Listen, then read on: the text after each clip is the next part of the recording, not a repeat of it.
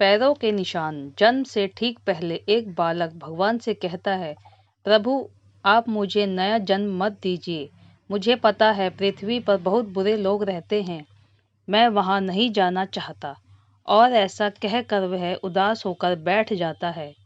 भगवान स्नेहपूर्वक उसके सर पर हाथ फेरते हैं और सृष्टि के नियमानुसार उसे जन्म लेने की महत्ता समझाते हैं। बालक कुछ देर हठ करता है, पर भगवान के बहुत मनाने पर वह नया जन्म लेने को तैयार हो जाता है। ठीक है प्रभु, अगर आपकी यही इच्छा है कि मैं मृत्युलोक में जाऊं तो वही सही, पर जाने से पहले आपको मुझे एक वचन देना होगा। बालक भगवान से कहता है, भगवान बोलो पुत्र, तुम क्या चाहते हो।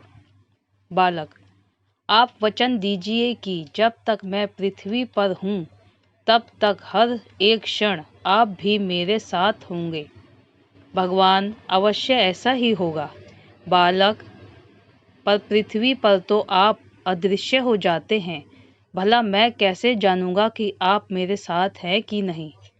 भगवान, जब भी तुम आंखें बंद करोगे तो तुम्हें 2 जोड़ी पैरों के चिन्ह दिखाई देंगे।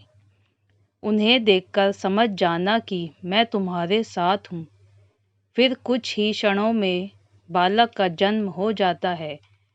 जन्म के बाद वह सांसारिक बातों में पड़कर भगवान से हुए वार्तालाप को भूल जाता है, पर मरते समय उसे इस बात की याद आती है तो वह भगवान के वचन की पुष्टि करना चाहता है। वह आंखें बंद कर अपना जीवन याद करने लगता है।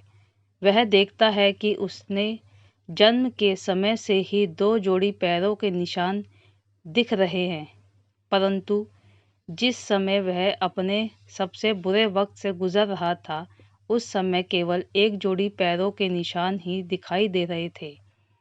यह देख वह बहुत दुखी हो जाता है कि भगवान ने अपना वचन नहीं निभाया और उसे तब अकेला छोड़ दिया जब उनकी सबसे अधिक ज़रूरत थी। मरने के बाद वह भगवान के समक्ष पहुंचा और रूठते हुए बोला, प्रभु आपने तो कहा था कि आप हर समय मेरे साथ रहेंगे, पर मुसीबत के समय मुझे 2 की जगह 1 जोड़ी ही पैर दिखाई दिए। बताइए आपने उस समय मेरा साथ क्यों छोड़ दिया।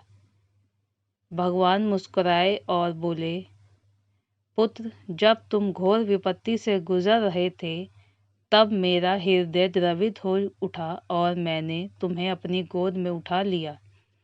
इसलिए उस समय तुम्हें सिर्फ मेरे पैरों के चिन्ह दिखाई पड़ रहे थे। दोस्तों, बहुत बार हमारे जीवन में बुरा वक्त आता है। कई बार लगता है कि हमारे साथ बहुत बुरा होने वाला है, पर जब बाद में हम पीछे मुड़कर देखते हैं तो पाते हैं कि हमने जितना सोचा था उतना बुरा नहीं हुआ, क्योंकि शायद यही वो समय होता है जब ईश्वर हम पर सबसे ज़्यादा कृपा करता है। अनजाने में हम सोचते हैं कि वो हमारा साथ नहीं दे रहा, पर हकीकत में वो हमें अपनी गोद में उठाए हुए होता है।